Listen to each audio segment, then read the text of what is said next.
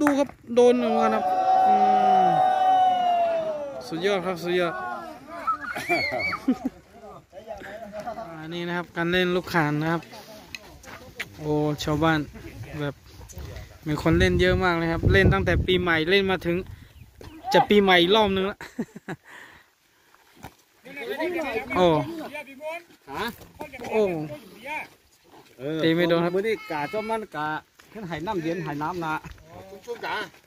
เฟซบุ๊กนะ这个赶紧3多少噻โอ้นะแบ่ง2กลุ่มนะครับมีกลุ่มหนึ่งตั้งกลุ่มหนึ่งก็จะตีครับโดน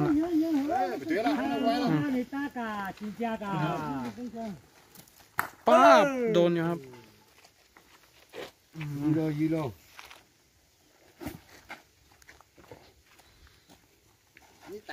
โอ้เกือบโดน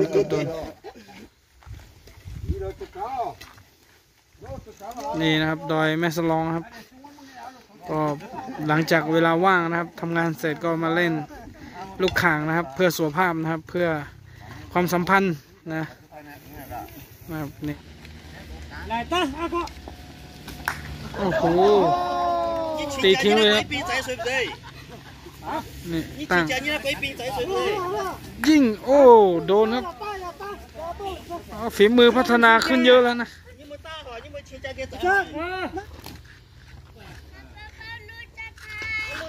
โอ้โดนครับ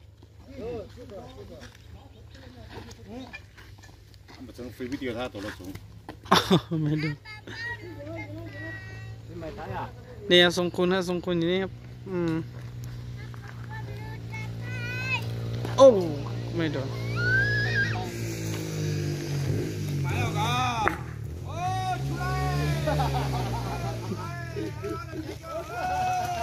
ตั้งนะครับซ้ายปั๊บแม่นมากนี่ครับไฟนะปั๊บโอ้โหตีทิ้งเลยโอ้โหฝีมือเอาดูนะครับปีโอ้โหไม่โดนนะครับไม่โดน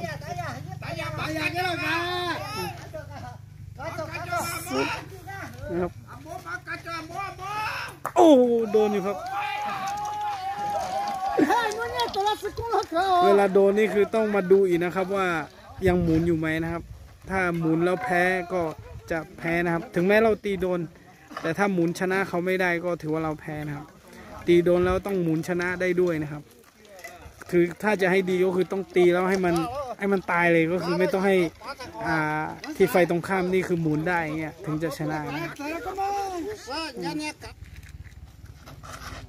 ตุ้มโดนเลยไปไหน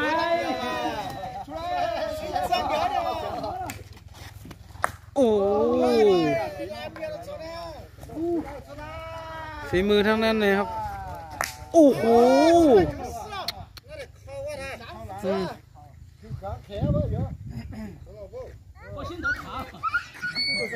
คนสุดท้ายนะครับดูครับโดนเหมือนกันครับ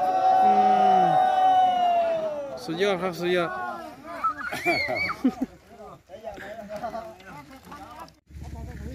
อย่าคนแล้วคนนู้นใครแล้วโอ้ยไปก่อนอยู่นู่นแน่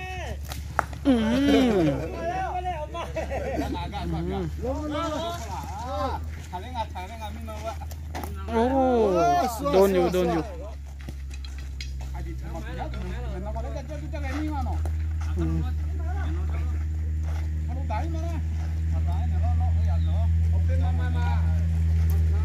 โอ้โดนครับนี่คือการเล่นลูกข่างนะครับใครอยากจะเล่นก็มาเล่นนะครับนี่อยู่ที่บ้านใหม่นะครับบ้านใหม่สันตินะทางลงปันบัวนะครับ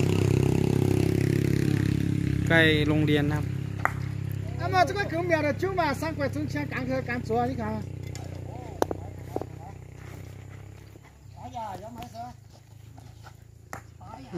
哦大爷嘛狗不买了